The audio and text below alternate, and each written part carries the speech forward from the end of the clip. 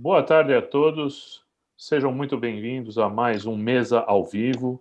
Eu sou o Luiz Marcati, sócio e presidente da Mesa Corporate Governance e também sou conselheiro de administração.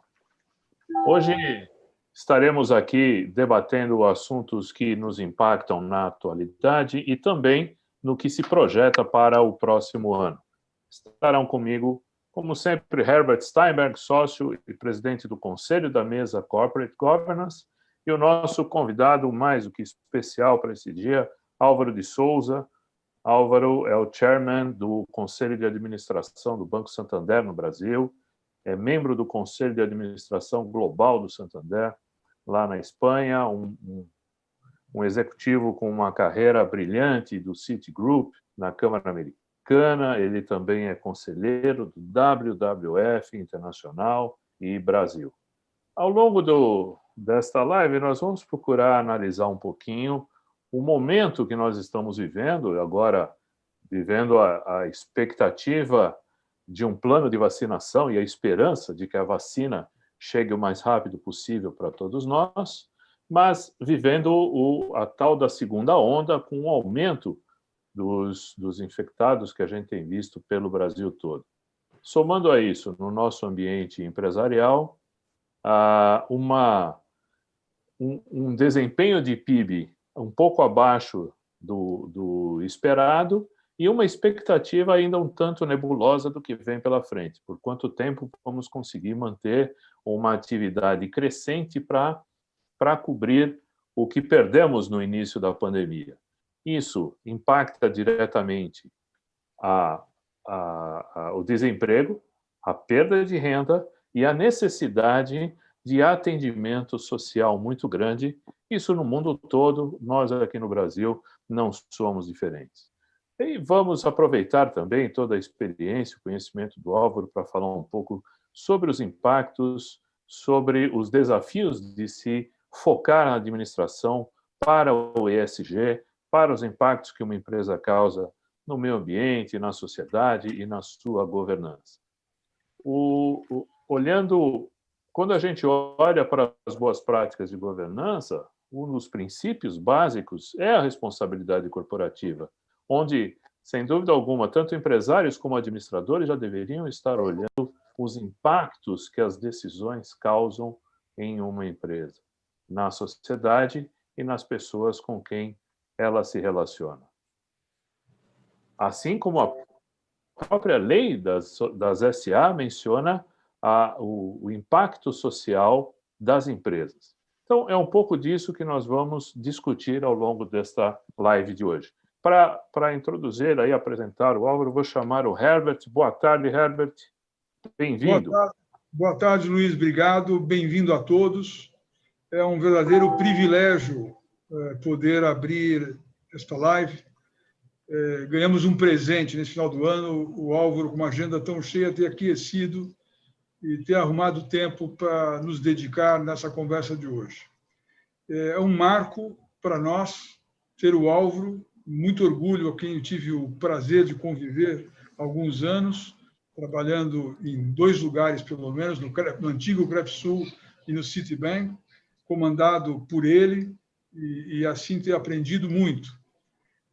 Nós, como vocês sabem, tivemos uma série de pessoas durante esse ano aqui, nos dando a graça da visão, a provocação, mostrando caminhos. Me lembro do Candido, do Cássio Casseb, do Alexandre Silva, do Piazza, do Marcos Young, e não podia ser alguém melhor e mais apropriado para falar os temas de hoje do que o Alvarão, o apelido do Álvaro. Álvaro, um beijo na sua testa, muito obrigado, bem-vindo. Bola no teu campo, amigo. Muito obrigado, Herbie. Bom, em primeiro lugar, obrigado pelo convite, estou muito honrado de estar aqui. Como todos os participantes dessa live viram, eu estou entre amigos, né? Porque o tamanho dos elogios na introdução é desproporcional à minha carreira, mas, de qualquer forma, eu, ao longo dela, sempre tive o privilégio de conviver com pessoas como as que estão aqui na telinha do meu iPad. Então, prazer enorme. Acho que os temas que eu vou abordar, eu escolhi esses temas quando o pessoal da mesa me perguntou qual é o tema que você vai falar. Eu há muito tempo ando na tentação de tentar fazer um link, né, entre áreas que aparentemente são independentes entre si, mas que, à medida em que eu avanço, especialmente nesses 5 anos do Santander, o Santander tem uma tradição de desenvolvimento socioambiental há muito tempo, e eu tive a ocasião também de compartilhar com eles as minhas experiências na área de conservação ambiental no WWF, no FUNBio, Fundo Nacional da Biodiversidade, que eu fui partícipe durante muito tempo também. E, na verdade, o que eu quero tentar hoje é falar de 3 temas que, na verdade, eles de per si, isoladamente, provavelmente precisariam de 3 lives para poder cobrir todos os campos, fazer um voo por cima dos 3 e, no final, tentar provar a minha tese, que eu estou cada vez mais convencido, que tem uma série de ações que elas têm um overlapping, uma justaposição muito grande entre meio ambiente, economia e desigualdade. Tem ações que a gente pode tomar em cada um desses campos e que não beneficiam só a eles. Ações de meio ambiente certamente ajudam a economia e diminuem a desigualdade. Ações que nos levem a diminuir a desigualdade ajudam a economia e protegem o meio ambiente. Então, meio ambiente. Na cabeça das pessoas, a gente tem, nos últimos anos, um despertar muito grande. Eu tenho 3 netos, e mesmo com toda essa quilometragem na área ambiental, de vez em quando eu tomo uma chamada porque eu estou escovando os dentes de torneira aberta, que eu não faço mais, depois que a minha neta de 7 anos fala: vovô, você deixou a torneira aberta. E eu estou com a cabeça mil, putz, desculpa, olha só. E aí essas coisas elas vão pegando, e o que está na cabeça das pessoas é: vamos salvar o planeta. Salvar o planeta é um erro. Cara, não me chicoteiem. Na verdade, nós estamos falando em salvar a nossa espécie. Na verdade, é isso que nós estamos falando. Na verdade, quando você lê um pouco de paleontologia, lê um pouco dessas coisas, você vai chegar à conclusão que o nosso planeta já passou, ao longo da sua existência de bilhões de anos, por pelo menos 4 extinções, ou totais ou parciais, da espécie do recente, que está na nossa cabeça, dos dinossauros. Hoje a gente assiste filmes a respeito disso daí, mas, na verdade, quando você analisa tudo que se aprendeu especialmente nos últimos 50 anos, há evidências muito claras de 3 extinções grandes provocadas por fenômenos meteorológicos, pelo impacto de um meteoroide, e coisas que efetivamente afetaram o meio ambiente. Então, só para ter uma ideia da noção, assim, é fácil falar, nós estamos tentando salvar a espécie atualmente dominante de um planeta que já passou por 4 extinções ao longo da sua existência, né? Desde que ele deixou de ser uma bola de fogo e se transformou gradualmente ao longo de bilhões de anos. Se a gente pegar um relógio hoje, só para a gente ter uma noção onde é que a gente está, pega o relógio, imagina que ele tem um mostrador de 24 horas, os humanoides apareceram na Terra aos 10 minutos para meia-noite. 10 minutos para meia-noite. Então, pega o relógio, meio-dia, dá a volta inteirinha, 24 horas, nós aparecemos 10 minutos antes da meia-noite, se fosse possível ter um relógio que marcasse o tempo em milhões, em bilhões de anos. Então, nós somos assim, arrogantes, orgulhosos, dominamos tecnologia, dominamos a natureza, dominamos os nossos outros humanos que, porventura, tenham ideologia ou geografias diferentes e possivelmente hostis, mas, no fundo, nós somos um nada em relação a um planeta que tem pelo menos 15 bilhões de anos. como eu disse, nós nascemos humanoides às 10 para meia-noite de um relógio. Então, e com isso, a gente procura razões e preocupações e queima de CO2. Ah, meu Deus do céu, eu tenho um carro, rodo 15 mil quilômetros por ano com esse carro, que é a média que se roda. Ao final de 15 mil quilômetros, num ano, você despejou 27 toneladas de CO2 na atmosfera. Então, a nossa simples existência como produto da evolução de humanoides para o ponto que a gente teve de ser a espécie dominante humana no planeta, ela deixa uma pegada ecológica que é inevitável. Se você vive, se você produz, se trabalha, você tem uma pegada ecológica. Não sei se muitos de vocês, ou a grande maioria, já reparou, e eu reparo nisso assim depois que eu tomei a chamada da minha neta. Não, eu reparava antes. Na verdade, o lixo que a gente bota para fora de manhã, nós somos, eu e a minha mulher, a Sueli, nós somos empty nesters. Quer dizer, os nossos filhos nos deixaram há pelo menos 10 anos. Então, nós somos dois. Moramos num apartamento, moramos parte do tempo em Lisboa, parte do tempo no Brasil, e especialmente em Lisboa, que a gente não tem empregada, a gente tem uma pessoa que vai de vez em quando, eu sou encarregado de jogar o lixo fora de manhã, fazer a coleta seletiva no prédio onde eu moro. É espantoso que duas pessoas, na nossa idade, né? Nós temos 70 anos, cada um de nós, o que a gente joga fora de lixo. Isso é parte da nossa pegada ecológica. E o WWF, há uns 7, 8 anos atrás, ele criou o conceito de medição da pegada ecológica. Então, deixa eu dizer para vocês, atualmente, a nossa pegada ecológica já consome, até julho do ano passado, consumiu a totalidade dos renováveis. Ou seja, de janeiro a julho, a gente consumiu aquilo que o planeta renova em termos de recursos naturais. De agosto para dezembro, foi queima de estoque. Quando eu falo queima, não pensem que é queimada. Nós estamos consumindo mais do que a capacidade de regeneração que o planeta tem. Então, isso é um desafio enorme quando a gente olha para frente e fala, nós somos hoje mais ou menos 7 bilhões de pessoas, caminhamos rapidamente para sermos 9 em 2050, e com fenômenos interessantes que eu vou abordar um pouquinho mais para frente, de tamanho de cada região e etc, etc. Então, no meio ambiente, com esse quadro todo que a gente tem, na minha opinião, 2 falsos dilemas e 2 dilemas reais. O primeiro falso dilema é alimentar 9 bilhões de pessoas daqui a pouquinho sem destruir a natureza.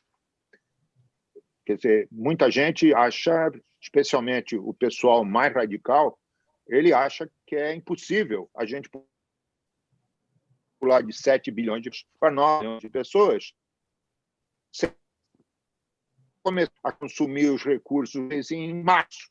O pessoal despreza um pouquinho, por isso que eu acho que é um falso dilema, o enorme avanço da tecnologia, especialmente no agronegócio, a eficiência do agronegócio, e eu não estou me referindo apenas às grandes empresas. Eu tenho meu hobby no domingo de manhã, antes de sair para dar minha pedalada, eu assisto o Globo Rural. O Globo Rural é focado especialmente no pequeno agricultor. Eles mandam perguntas, olha, a minha colheita deu um bichinho assim, assim, manda fotografia. O que a gente vê, e não é nas grandes empresas, nos grandes frigoríficos, esses estão caminhando muito à frente. É que nós estamos conseguindo uma eficiência no cultivo, na produção do agronegócio, tanto pequenos como grandes produtores, que praticamente tem mantido a área ocupada igual. Aí vocês falam, pô, e desmatamento, queimadas, você não está olhando para isso? Estou. Ali entra num capítulo que tem muito a ver com coisas que em outros países não se fazem mais, completamente, e aqui ainda se faz. O pequeníssimo agricultor que tem aquele pouquinho, ele ainda limpa o capão com fogo. E o fogo ele descontrola. Boa parte das queimadas vem disso, e a outra boa parte são invasores, desmatamento, gente de mineração, etc, etc. Tem solução? Tem. Solução é botar em funcionamento efetivo o Código Florestal, que depois de muitos anos foi atualizado para uma realidade completamente diferente. Então, é possível alimentar 9 bilhões de pessoas sem destruir a natureza? Hoje, não. Mas com o avanço da tecnologia, eu tenho certeza. Um dilema enorme é a questão de sementes genéricas e coisas do tipo, mas é um dilema que tem que ser enfrentado. É um dilema que tem que ser enfrentado.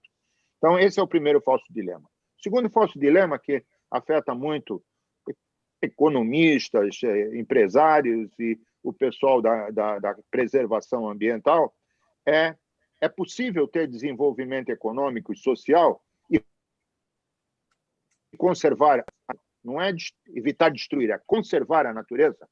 Parece jogo de palavra, né? Mas conservação ambiental, o homem está no centro do bioma. A preservação, o homem não existe no bioma. Quando vocês pegam grandes ONGs, grandes ONGs, tem ONGs de preservação, não toque a natureza, que é uma visão que a gente respeita, tem que respeitar, mas é uma visão romântica, porque não adianta a gente achar que nós não vamos precisar usar recursos renováveis e não renováveis para atender o crescimento populacional que a gente teve. Esse também é um falso dilema, porque a gente já mostrou, e o Brasil, infelizmente, em função desse passado recente de vender mal externamente o que a gente faz, tem sido um exemplo de aumento de eficiência, de aumento de produtividade em várias áreas que têm a ver com o capital natural, que, como eu vou dizer para vocês, é um dos 3 grandes capitais que nos foi legado pelos nossos antepassados, a partir da descoberta da agricultura. Então, esse é um falso dilema também, e ele, com o tempo, com o avanço, nós, talvez a geração próxima, vamos mostrar que é possível sim ter desenvolvimento econômico e social sem queimar, sem ocupar floresta, sem depredar, sem destruir os recursos do capital natural. Um dilema real é o consumerismo.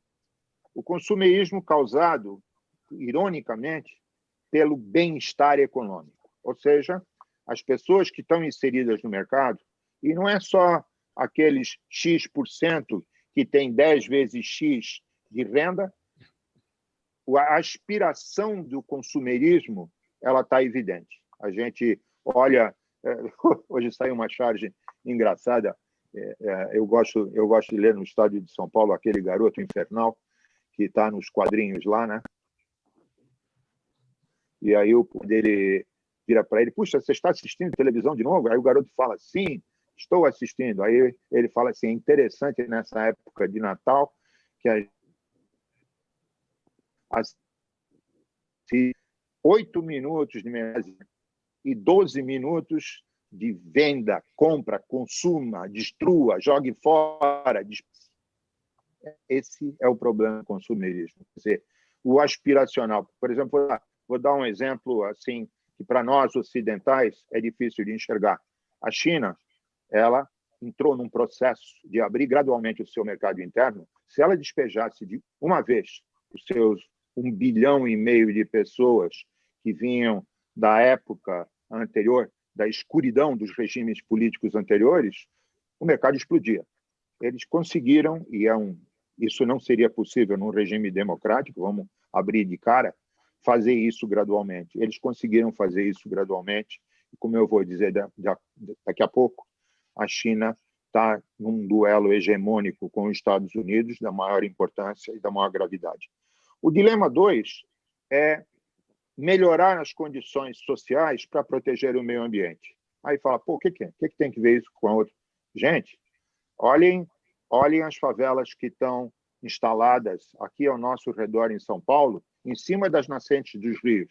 Se a gente tivesse uma política social, uma política de moradia, que olhasse para essa legião de gente que não tem onde morar e que procura e paga uma fortuna por um terrenico desse tamanho, sentado em cima de uma invasão de nascentes, a gente, com certeza, não teria preocupação de proteger o meio ambiente. Deem um sobrevoo aqui nessa região das represas e vejam quantas, aspas, cidades estão plantadas ali, sem esgoto, sem nenhum tipo de segurança social, sem nenhum tipo de apelo de saúde, zero saneamento,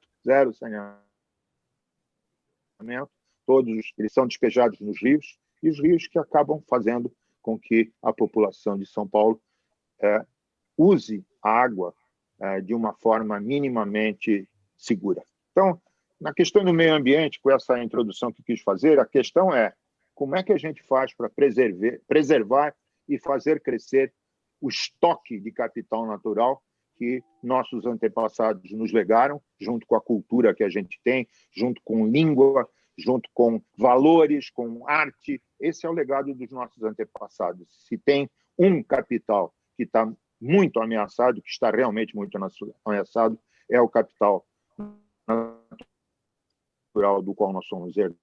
Pulo para a economia agora e fazendo já um link com o que eu falei anteriormente.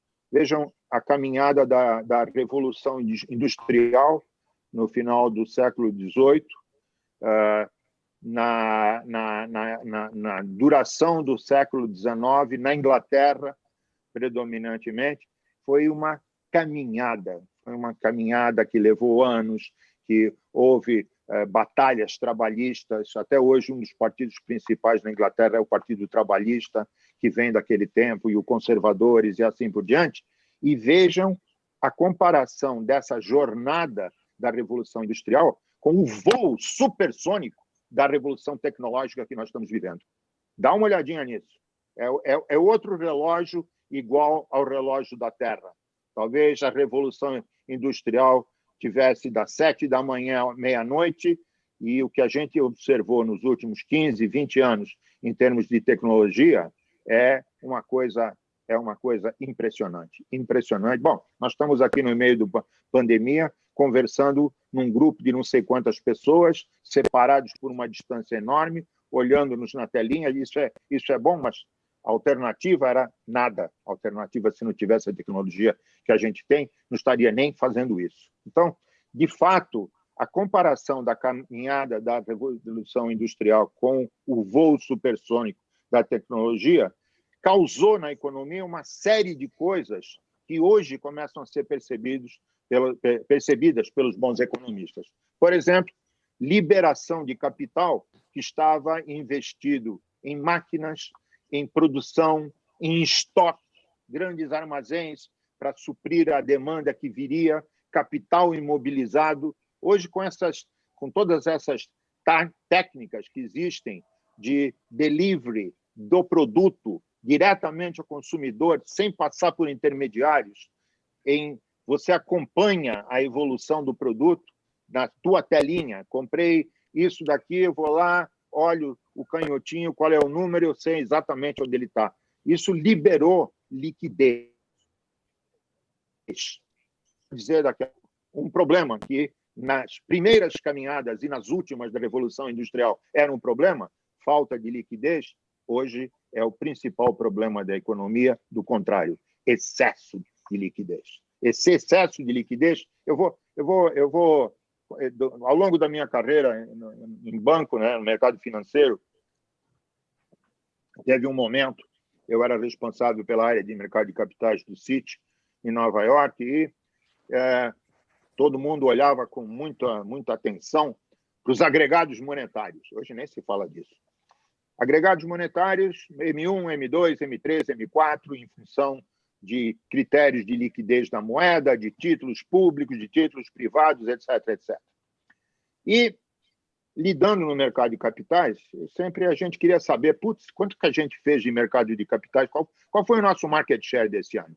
E os trilhões eram tão incalculáveis que eu criei, que nem aquele índice do sanduíche do Big Mac, de média inflação de um país para o outro, eu passei a olhar o PIB americano como esse indicador. Em outras palavras, pegando o M4, que todo ano, que é a expressão mais ampla de liquidez, que todo ano o Fundo Monetário Internacional, o Banco Mundial publicavam as estatísticas do M4, bom, naquele tempo, cabia 9 PIBs americanos no M4 global. Ou seja, o M4 global, para eu entender, ele era equivalente a 9 PIBs americanos, né? Hoje, 20 anos depois, o M4 global, e olha, a gente tem um monte de moeda que não está no M4, como a gente tem visto mais recentemente. O Banco Mundial, ele não captura criptomoney e coisas do tipo. Pois bem, esse múltiplo hoje é 26 vezes o PIB americano. Então, o excesso de liquidez que a gente teve, iniciando com a liberação de capital imobilizado nos negócios, ele foi agravado enormemente pela crise de 2008. Um passo atrás. O que causou a crise de 2008? Já era excesso de liquidez, tem liquidez, grana, procurando lugares para investir. E simplesmente os papéis do mercado não eram suficientes para acomodar toda a liquidez que já existia. O que foi que aconteceu? Aqueles gênios PhDs de Wall Street inventaram papéis sintéticos, esse era o nome que tinha, que não tinham lastro. E um dia, o que foi que aconteceu? Essa roda caiu, e caiu em 2008 com enormes problemas. O que foi que os bancos centrais fizeram? E eu não sou crítico disso, hein? Era a solução. A crise de 20 era a liquidez no mercado. Então, em 2008, a crise, praticamente tivemos uma quebra do sistema financeiro mundial, um risco enorme. Gradualmente, essas injeções de dinheiro foram salvando bancos, companhias de seguro, enfim, a economia real se salvou com isso daí. E esse desequilíbrio, ele permanece hoje com excesso de liquidez. Quer dizer, taxa de juro negativa, pô, que é isso? Eu não sei. Quer dizer, eu vou depositar dinheiro, eu tenho casa em Lisboa, falei para vocês, eu vou lá e deposito 1.000 euros no banco. Quando eu vou buscar de volta, só tem 960, porque eles me cobraram taxas, aplicaram o meu dinheiro com taxa de juros negativa. Isso é absolutamente um enigma, uma coisa impossível, veio para ficar. Simplesmente oferta e procura. Tem mais liquidez do que onde investir dinheiro. E isso pega um país que tem sido sempre a expressão máxima da hiperinflação ou da superinflação com o Brasil, estamos aqui com taxa de juros, depois dos impostos, negativa. E isso veio para ficar. Então, toda essa liquidez global, ela acelerou, ou foi acelerada pelo processo de globalização, que 20 anos atrás, ou 25 anos atrás, pareceu um negócio fantástico, e foi, só que, espera aí, a parte de melhorias sociais que eram esperadas pela globalização não aconteceu. Pior, causou mais concentração de renda ainda. Então, a gente tem hoje um mundo cheio de liquidez, procurando onde ir essa liquidez, com taxas de juros negativas, com intervenções dos bancos centrais, com um medo danado que a gente tenha completamente oposta à inflação, globalmente, uma deflação, quer dizer, então essa é uma situação assim fora de controle. E aí, para os monetaristas tradicionais, e a gente vê muitos deles na escola liberal de Chicago, não é? Com taxa de juro negativa, você se pergunta, cadê o crescimento econômico? Não tem. Cadê a inflação? Espera aí, você tem que levantar as taxas de juros, não é? Para forçar a ida do dinheiro, para manter o interesse em investimento de capital. Não aconteceu, não está acontecendo, não tem inflação. Taxa de juro negativa, na meca da inflação, num país chamado Brasil, que todos nós conhecemos, não tem inflação. Tem um rebote de inflação aqui e ali, causado por aumento de preços, pelo impacto dessa pandemia que está realmente bagunçando as estruturas. Um outro fato absolutamente fundamental é a chamada guerra comercial entre China e Estados Unidos. Essa não é uma guerra comercial. A guerra comercial é a ponta do iceberg, visível entre duas, uma já existente superpotência e outra emergente superpotência, e eles têm uma luta hegemônica pelo controle político, econômico do planeta. Flashback, 1500. Qual era a grande potência? Era os que conheciam as rotas de comércio de navio que conseguiam chegar do outro lado do mundo. Portugueses, espanhóis, depois franceses, holandeses, e aí a Inglaterra, com a sua Revolução Industrial, virou a hegemônica.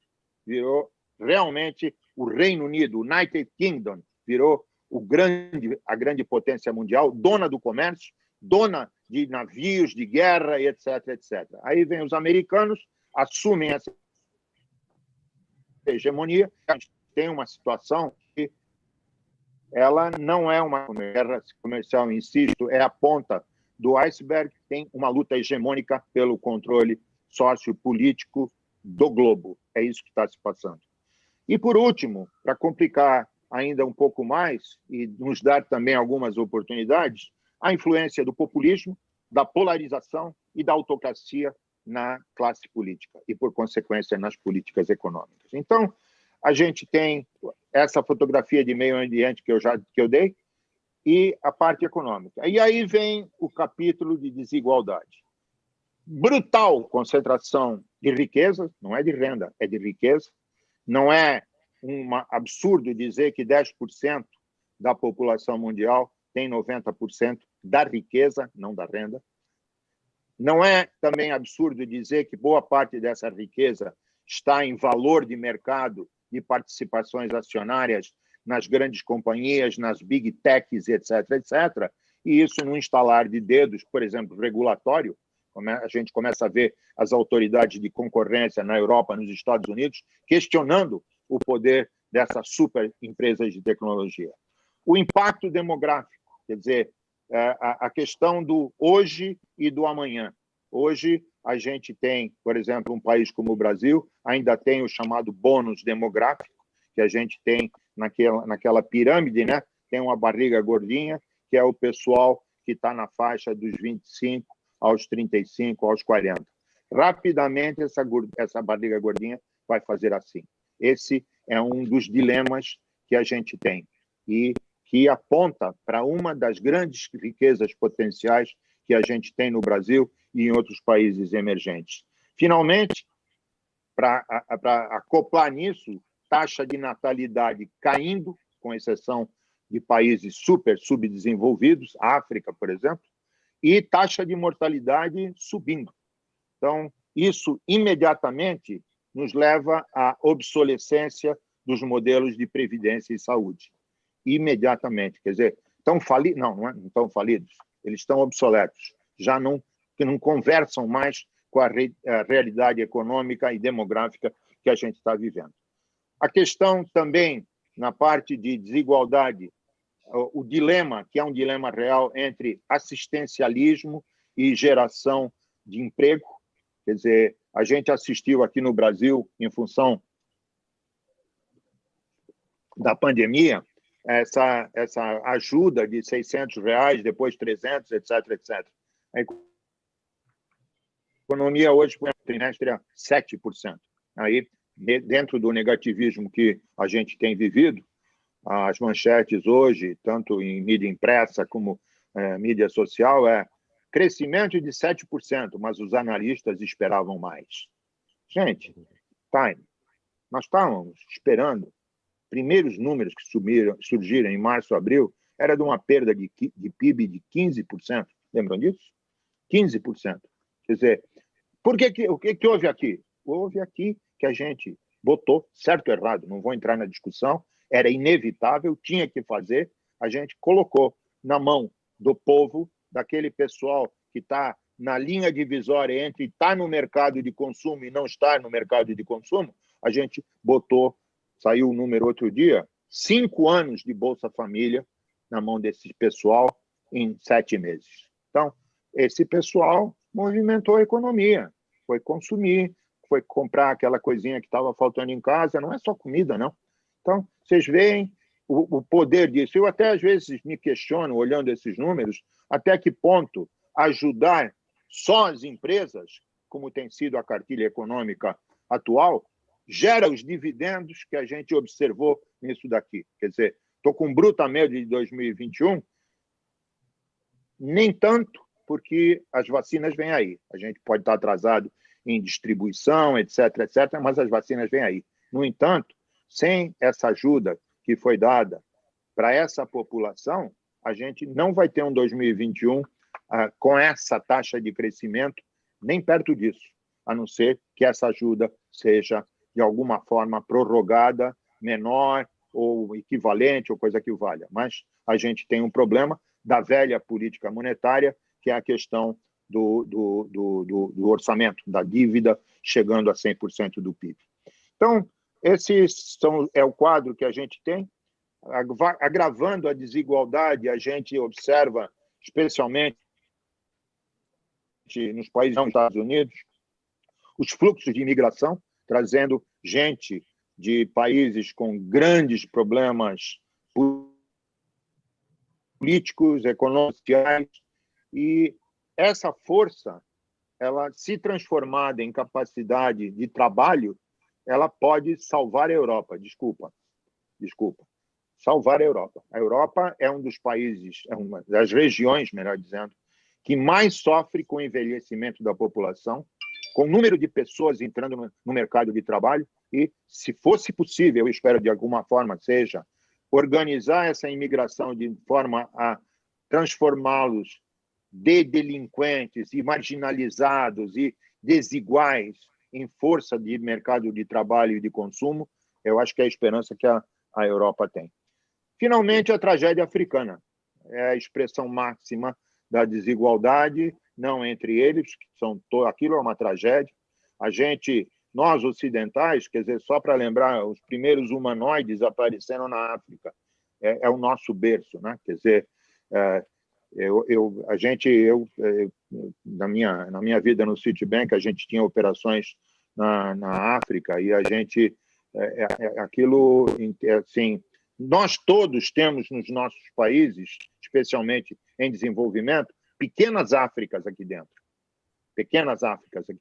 mas não um continente daquele tamanho no meio da tragédia em que eles vivem.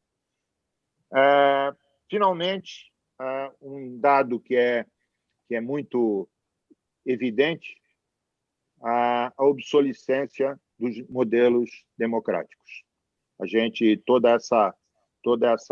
Esse crescimento do populismo de esquerda ou direita, toda essa manipulação de fake news e mídia social, etc., mostra que a democracia, ela, não vou dizer está doente, mas ela está ficando obsoleta em relação a todos os regimes sociais. Eu sou democrata, estou convencido que a democracia é a melhor, ou menos pior dos regimes, mas ela precisa de uma reforma. Então, cobri aqui rapidamente a parte de mudanças climáticas e a parte é outro fator de desigualdade. Mas eu cobri rapidamente meio ambiente, economia. A pergunta do meio ambiente é como preservar e crescer o capital natural. A pergunta da economia é como crescer e distribuir melhor o capital financeiro. E, finalmente, na parte de desigualdade, como melhorar a qualidade do capital humano. As minhas intersecções, e vocês são teste para as minhas convicções, as minhas intersecções são aquelas áreas que têm a justaposição entre esses 3 temas, meio ambiente, economia e desigualdade. Primeiro, educação ampla, geral e restrita. A frase é velha, há quem não goste dela, eu entenderei por quê, mas, de fato, a gente tem que ter. Eu vejo, por exemplo, tem muitas iniciativas de educação correndo no Brasil. Eu sou apaixonado pelo movimento chamado Todos pela Educação, que efetivamente o que faz é tocar a música de políticas públicas que façam com que a educação seja democratizada, dê acesso a todos, em todos os níveis, que preze a qualidade, que preze a inserção. A gente não pode ter situações como a gente tem, de ter analfabetos funcionais com 10, 12 anos, depois de 4, 5 anos de escola. A gente não pode ter situações que quase metade dos estudantes da escola pública não concluem o curso, chegam a 14, 15 anos, têm que arranjar emprego para sustentar a família, desse lado da lei ou do outro lado da lei, lamentavelmente. Então, educação ampla, geral e restrita. ESG, ou no Brasil, ASG, social e governança. No setor privado, eu vejo uma conscientização muito grande com relação ao ESG. Não é só as questões de analistas gostarem de bancos, empresas que são, etc. Não é só de clientes dessas empresas terem certeza que eles não estão desmatando, não estão usando trabalho escravo, etc. Essa conscientização na sociedade, eu acho que vai fazer uma bruta mudança nos 3 capitais que eu me referi. Agora, o setor público está atrasado. Claramente, o setor público está atrasado e nós, aqui no Brasil, vítimas de um populismo de direita, como a gente foi antes vítima de um populismo de esquerda, nós estamos atrasados no setor público. Não sei se os senhores e senhoras viram hoje uma notícia dos procuradores de São Paulo querendo furar a fila da vacina. Não sei se leram isso. Isso é um absurdo. Isso é um absurdo. Quando você fala de governança, você está falando de equanimidade. Não existe isso daí. Não existe isso daí. Quer dizer, é incrível que os caras tenham a coragem, num momento como esse, de vir a público e tentar furar a fila, porque eles são procuradores gerais. Quer dizer, quem tem que furar a fila é o pessoal da saúde. Esse pessoal tem que furar a fila. Se é que tem uma fila, se é que eles já não são prioridades. Outra coisa que eu tangenciei, que vale para tudo, trazer para o mercado os quase 1,5 bilhão de pessoas globalmente que estão à margem do mercado. O que aconteceu dos R$600 no Brasil é uma amostra grátis do que a gente faria no bem da economia, para a redução da desigualdade, se a gente globalmente conseguisse trazer para dentro nós somos 7 bilhões, ou quase 8 agora, 1,5 está à margem do mercado. 1,5 não participa do mercado, não tem renda, não tem segurança, não tem saúde. Esse pessoal é completamente marginalizado. É África, não só. Aqui no Brasil, vão algumas regiões do Brasil, existem alguns dos nossos países vizinhos para verem do que a gente está falando. Quer dizer, trazer para o mercado esse povo é ampliar a capacidade do mercado. Essa é uma oportunidade que, lamentavelmente, a desigualdade não vê. Vocês acham que os grandes milionários americanos estão falando em filantropia a qualquer custo agora? Por quê? Porque está evidente, se num cenário de demografia perversa como nós estamos, tendo uma reserva de mercado de 1,5 bilhão de pessoas, gente, vamos trazer esse povo para dentro do mercado. Isso é uma iniciativa que absolutamente seria transversal aos 3 capitais que eu estava falando. Criação de produtos de poupança vacinados contra a especulação. Quer dizer, quando a gente está com excesso de liquidez, não me inventem outro mago de Wall Street, PhD de Harvard, para inventar um derivativo maravilhoso que vai explodir na esquina, só tem uma visão de curto prazo. A gente tem, no mercado financeiro, que desenvolver produtos de poupança e de investimento que sejam blindados contra a especulação, que tenham uma visão de longo prazo, de retorno seguro, não do jeito que tem sido até agora. Justiça social tributária. Isso é incrível que a gente ainda não tenha, não esteja, especialmente num país com a desigualdade como tem no Brasil, num regime de equanimidade proporcional. Eu não posso pagar os mesmos 27% que uma pessoa que tem uma renda 20 vezes menor que a minha paga. Eu tenho que pagar mais. Eu sei que tem gente aqui de mercado financeiro que vai falar, pô, esse cara, não é possível a gente ter aspectos de tributação de capital tão benéficos como a gente tem nesse país. Sem entrar em detalhe, para bom entendedor, meia palavra básica. Repensar o modelo democrático. Como é que a gente faz com que aqueles congressistas, e não é só no Brasil, que hoje usufruem as benesses do modelo atual, votem para mudar a qualidade dele? Como é que esses procuradores, a gente faz eles desistirem de furar a fila da vacina?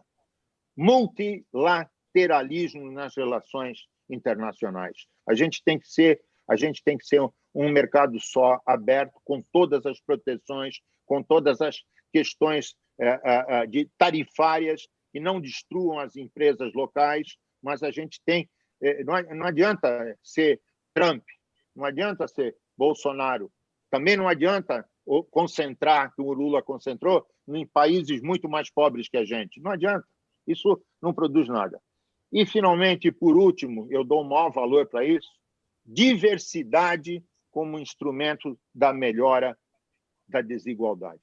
Eu estou absolutamente convencido que, se a gente tiver uma diversidade maior na direção das empresas, dos governos, representando a sociedade, a desigualdade vai reduzir.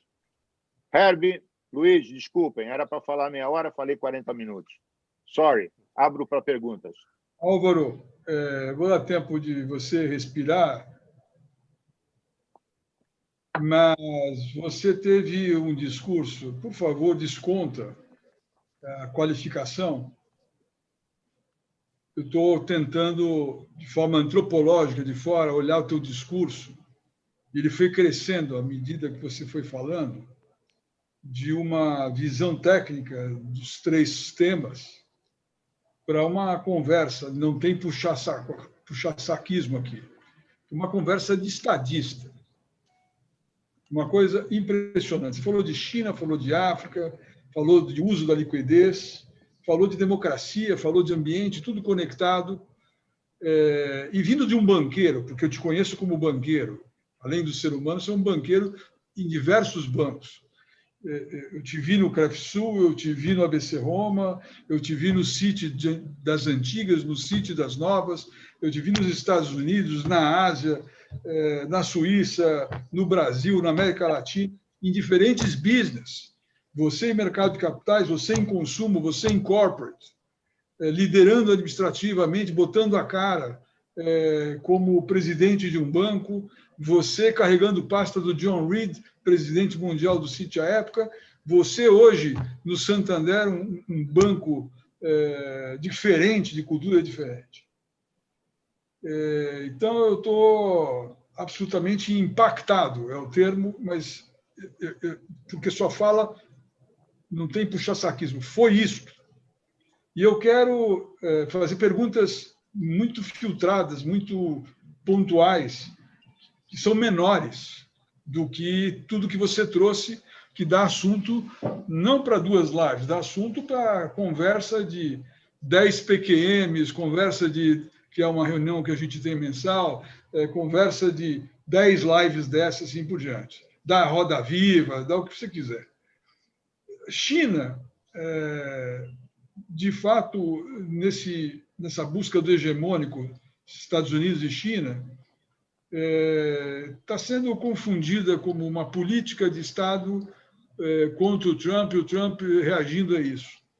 Rapidamente, o que o Biden e sua turma trazem de igual, de diferente? Isso é uma coisa.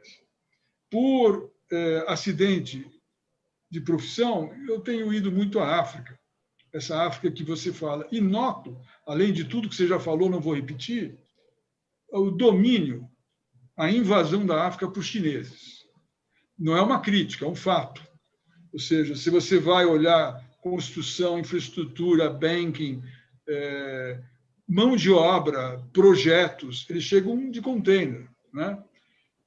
Numa região que tem para desenvolver, uma região que, como nós, será também celeiro para o planeta, né? Então, tem essa questão da África aí. Você certamente já parou para pensar, eu não faço a menor ideia, como a gente atrai um pedaço dessa liquidez sem mudar os nossos sistemas de valores e de governo, atrai o uso dessa liquidez para ser lastro de capital para a inclusão desse 1,5 bilhão. Eu não estou falando aqui em populismo nem em comunismo. Estou falando como é que a gente usa esse 1,5 bilhão de pessoas pode se aproveitar de projetos, né? São os 3 pontos mais pontuais aqui, os pontos mais filtrados, que eu tenho interesse de ter sua opinião, se você pode rapidamente nos ajudar. Depois eu passo para o Luiz. Me desculpa cortar a tua frente aí, Luiz. Bom, Herbie, aqui, assim, a gente falou agora há pouco dos 7%. 7% tem uma razão que é estrutural. A gente veio de uma base muito baixa. O Biden está vindo de uma base muito baixa. Tudo que o Trump fez em termos de Make America First, a curto prazo, eu até acho que ele seria reeleito não fosse a pandemia, porque ele, em termos de crescimento econômico, geração de emprego, pré-março 2020, ele estava absolutamente na direção certa. Agora, tudo que ele estava fazendo, impactos de curto prazo positivos e custos de longo prazo muito negativos, engolindo isso daí. É interessante, e aí também não quero roubar muito tempo, né? Como o posicionamento do Partido Republicano no passado foi ocupado pelos democratas e vice-versa. Interessante, os democratas eles são a equivalente ao Partido Trabalhista na Inglaterra. De certa forma, eles são a esquerda dos Estados Unidos. É interessante ver que eles chamam o pessoal de comunista. Assim, então, eu acho que o Biden vem com outro momento. Ele é um cara experimentado, vivido, idoso.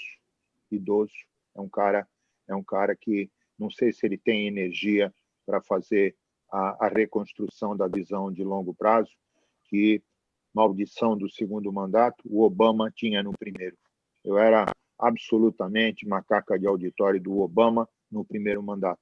Como fui do Fernando Henrique Cardoso no primeiro mandato. Depois veio a maldição do segundo mandato e as negociatas de reeleição, e isso acabou. Tenho muita esperança do Biden, tenho muita esperança. O contraponto dele ele é muito positivo. Ele está formando uma equipe de primeiríssima linha, trazendo gente muito forte. Eu tenho muita expectativa que nessa hegemonia em que os Estados Unidos está ganhando o primeiro tempo, com todas as pressões de liderança que eles ainda têm, com embargos, etc., eu acho que o Biden, por exemplo, falei em multilateralismo, não tenha dúvida, só ver o discurso de abertura dele. Então, eu estou muito positivo com relação a isso. O teu segundo ponto, Herbert, desculpa, eu estava lembrando do terceiro. Qual era o segundo mesmo?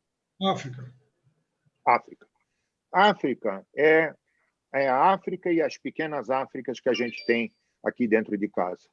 Gastar investimentos em assistencialismo ou gastar investimento em assistencialismo, ele rende vitória nas eleições do ano que vem. Investimento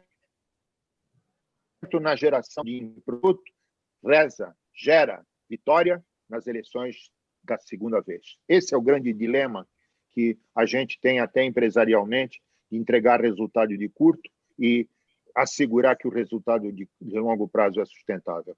O que tem que ser feito é, de fato, dar uma injeção, um turbo na criação de emprego, de empresas que tenham a ver com a vocação do país. Não adianta importar modelo do Brasil para botar na Nigéria, que, por sinal, é um país que até está melhor na fotografia. Tem que ser alguma coisa tailor-made, dirigida, tem que ter gente, africanos, que tem gente de boa qualidade. Eu, no WWF, o WWF tem uma presença muito grande na África, eu convivi com pessoas, nativos, africanos, e extrema boa qualidade, bem formados, etc, etc. Então, tem que valorizar soluções que são desenhadas, conceptualizadas pelos locais e com apoio internacional. O Fundo Monetário, o FMI, por exemplo, ele existe exclusivamente para ajudar países com dor de barriga. E não existe para investimentos de infraestrutura, de criação de emprego e coisa que vale. Eles têm um monte de dinheiro guardado lá para socorrer as Argentinas, para socorrer os Brasis de antigamente. Isso não, sabe, não vai gerar. E a terceira, Herbert, era? Usar a liquidez que sobra no planeta para incluir 1,5 bilhão. Isso. Eu, por exemplo, aqui no Brasil, eu acredito muito numa solução que está começando finalmente a ser regulamentada aqui no Brasil, os endowment funds. Ou seja, você, investidor, põe o teu capital lá, o capital é teu, e a rentabilidade do capital você doa. Recebe só um pedacinho. Eu acho que isso é uma maneira... Quando eu falo de produtos de poupança e investimentos vacinados contra a especulação, é esse tipo de coisa que eu estou me referindo. A gente tem PhD, gente muito experiente em mercado financeiro, que eu acho que tem que ser redirecionados para dizer como é que a gente aproveita essa liquidez para trazer para dentro esse 1,8 bilhões de pessoas que está espalhado pelo mundo inteiro, nas nossas pequenas Áfricas aqui no Brasil, inclusive. Obrigado. Luiz? Muito bom. Obrigado, Álvaro.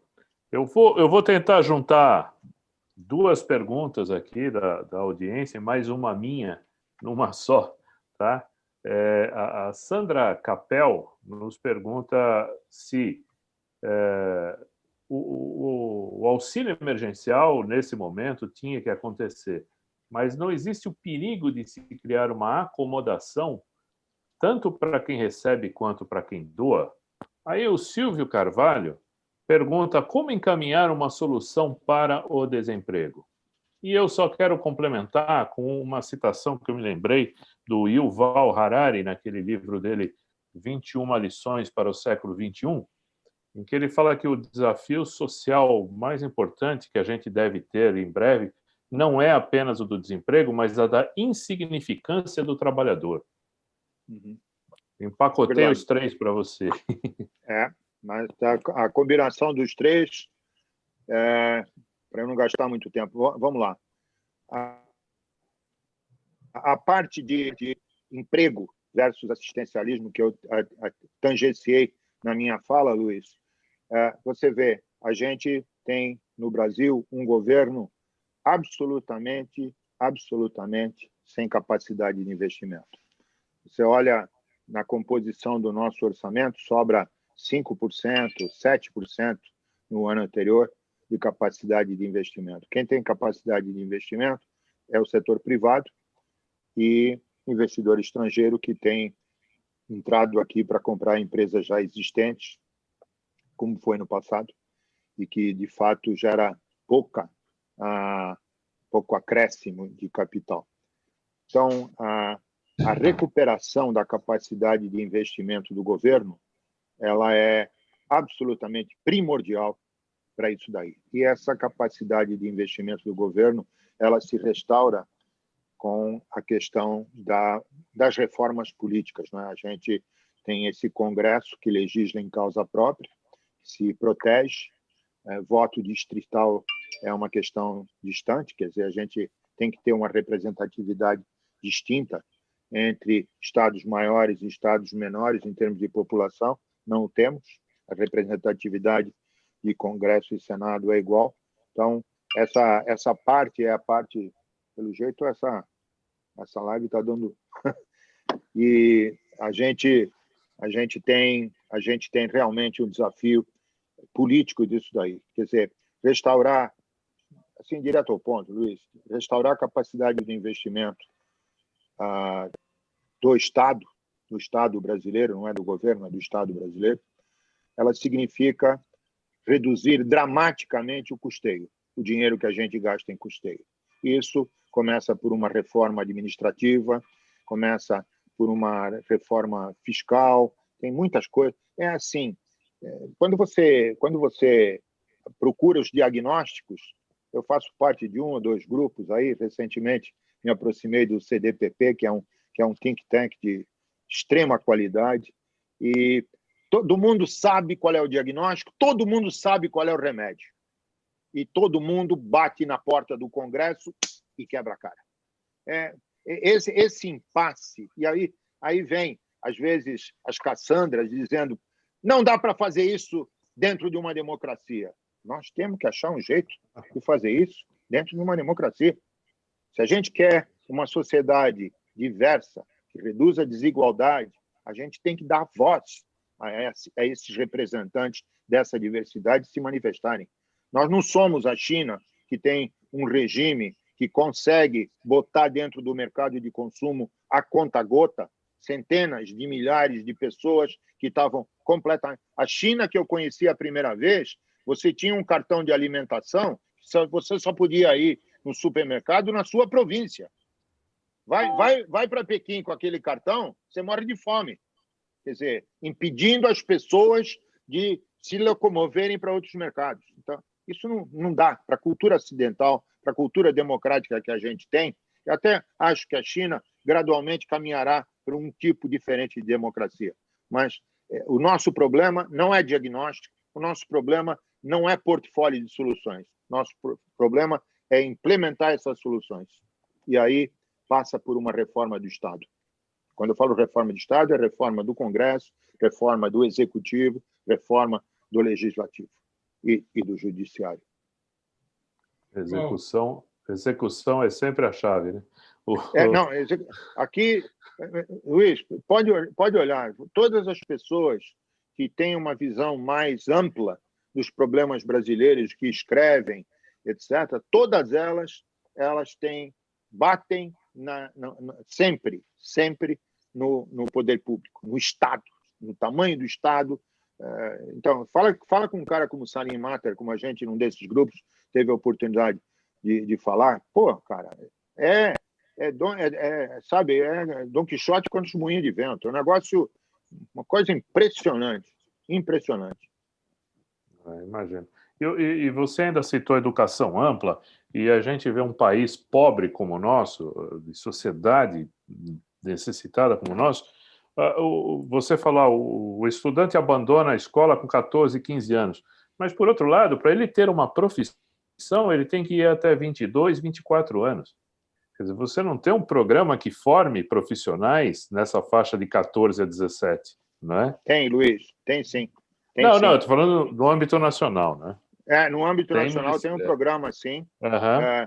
Podia funcionar muito melhor, é um programa de formação técnica. Sim. O nosso problema na educação, quando você olha números, eu sou um cara, para o mal ou para o bem, que olha números, né?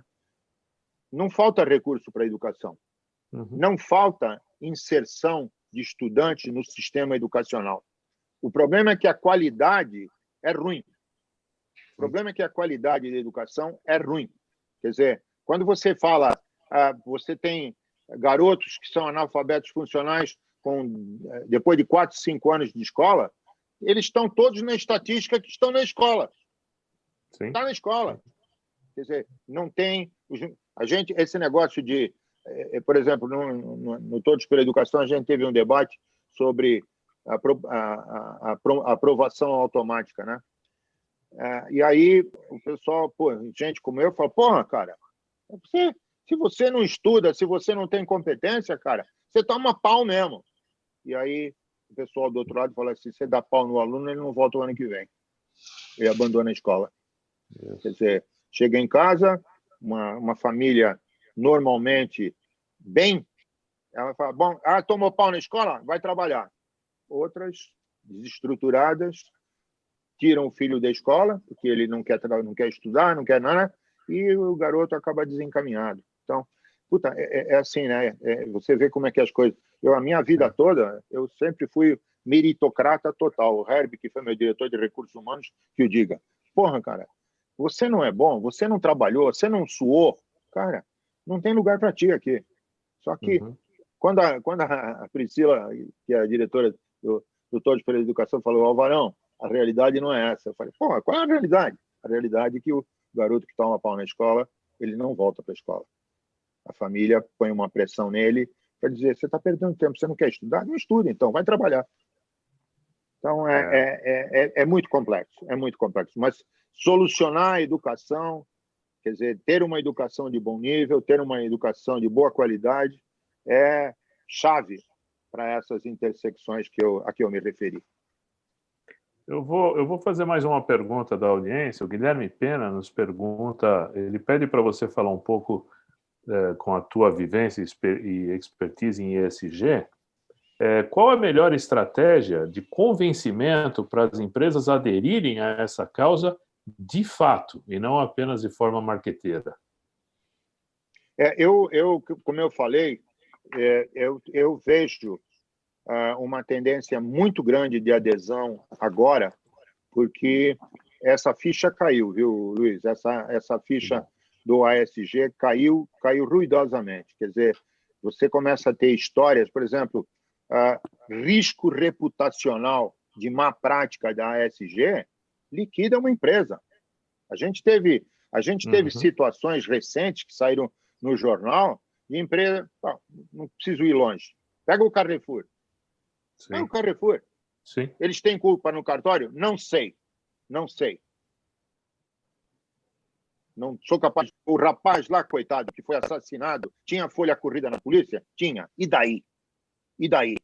Quer dizer, aquela história que até recuperar... Você vê a reação no momento seguinte do papel do Carrefour, lá fora, qual foi? Quer dizer, não se enfie em uma coisa de ASG, porque vai custar caro. Essa é a maneira de acabar com o greenwashing, que é isso que Alexandre, né? Que ele se referiu. O greenwashing... Guilherme. Você... Perdão? Guilherme. Guilherme, desculpe. O greenwashing, ele era estimulado como um atributo de marca.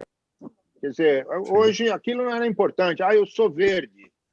Eu me certifiquei numa das dezenas de certificadoras que tem nessa área, que é outro problema, né? Quer dizer, a gente já não sabe mais qual certificação que é importante. Eu tenho defendido no Santander para a gente escolher 2 ou 3 e ficar com elas, porque é uma multiplicidade de certificação que eu já não sei quem está certificando o quê. Então, eu acho, Guilherme, que o custo da má prática do ASG é proibitivo. Isso vai fazer... o pessoal não pode dizer que o órgão do corpo humano mais sensitivo que a gente tem é o bolso. É o bolso, cara. O bolso vai fazer o bolso vai fazer esse milagre. É isso mesmo. Você estava falando sobre a sua abertura de fala, falando sobre a questão do impacto, né? Tem até uma propaganda, não me lembro de quem agora, falando que realmente o planeta não precisa de nós, né? Ele vive bem sem a gente, tá certo? Então, a gente tem que cuidar da nossa sobrevivência. E eu me lembrei, há 10 anos atrás, eu estava junto com o IBGC, lá, o Instituto de Governança, na OCDE, e eu me lembrei dessa cena agora. Eles apresentaram para nós um estudo de como a humanidade vinha consumindo, e era alguma coisa assim, a humanidade consumia, à época, 1,3 vezes a sua necessidade. Só que, logicamente, isso não era espraiado pelo mundo, né? Ou seja, você tinha gente lá na África que não consumia nem 0,5% o que precisava, e gente nos países ricos jogando coisa fora, né? Não precisa ir num país rico. Eu tenho amigos aqui que estão no ramo de restaurante, que agora tem uma iniciativa de coletar a comida não consumida e não tocada e distribuir. Pô, cara, grande parte é assim. Eu fui criado por portugueses, né? E meus pais são daquela fase da Segunda Guerra Mundial, né? Eles viram o que é. Não chegaram a passar fome, mas era proibido deixar comida no prato na casa dos meus pais. Hoje é chique.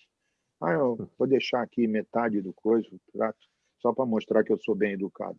Cacete. Isso é ridículo.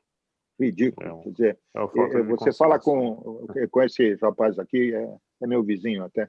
aqui do Salvatore, ele fala o desperdício de comida, se a gente não tem essa iniciativa, você não imagina o que vai para o lixo. Então, é isso, desperdício. Que nem eu falei, que é a questão do bem-estar econômico, né? O bem-estar financeiro. Quer dizer, eu não me preocupo, dinheiro não me faz falta, então dane-se. Enquanto isso, tem 1,8 bilhões de pessoas aí na linha de pobreza e da fome, para falar a verdade. É isso mesmo. Álvaro, nós estamos chegando no fim do nosso tempo. A gente podia esticar o resto da noite, mas não vamos abusar mais de você. Eu queria que você deixasse uma mensagem final aqui para a gente. Olha, Luiz, não é abuso nenhum. Eu aproveito esses convites como esse teu e de outros grupos que eu participo como autoeducação. Quer dizer, eu acho que a gente cresceu num mundo que não existe mais. Esse mundo, depois da pandemia, não me venham falar de novo normal. Ninguém sabe o que é o novo normal. Quer dizer, eu acho que tem um outro mundo. E eu acho que a mensagem que eu tenho para deixar é diálogo. É diálogo. É ouvir as pessoas, mesmo que elas tenham ideologia diferente. Outro dia estava numa discussão, Herbert, naquele happy hour que você não pôde ir, né? Em que um dos nossos convivas do happy hour falou assim, a gente tem que acabar com a esquerda. Eu falei para ele, desculpe meu francês, que porra de democracia é essa que não tem esquerda? Você se diz democrata e você quer acabar com a esquerda? Quer dizer, eu acho que essa polarização que a gente está presenciando, ela está matando o diálogo. E a mensagem é diálogo. Eu tenho algumas pessoas na minha família que deixaram de se falar por discutir Bolsonaro ou Lula, que é inacreditável. Entendeu? Esse tipo de... Tenho amigos que quase saíram no braço por conta disso. Então, essa polarização, essa intolerância é inaceitável. Eu acho que diálogo, a gente tem que ouvir, tem que se abrir, tem que olhar para fora, multilateralismo, a gente tem que deixar crescer, tem que se deixar crescer. Não quero falar sobre isso. Não, que é isso? Tem que falar sobre tudo. É isso. Muito obrigado. Beleza. Herbert, você? Maravilhoso. Não tenho o que falar depois dele. Obrigado, Álvaro. Vocês veem como é bom ter amigos, né? Tá bom, Luiz. Maravilha. Pessoal, prazer. Muito obrigado viu? pela audiência. Fico à disposição. Obrigado. Muito obrigado, Álvaro. Obrigado, Herbert. Muito obrigado a todos que nos acompanharam. Cuidem-se e até o próximo Mesa ao Vivo. Um grande abraço a todos.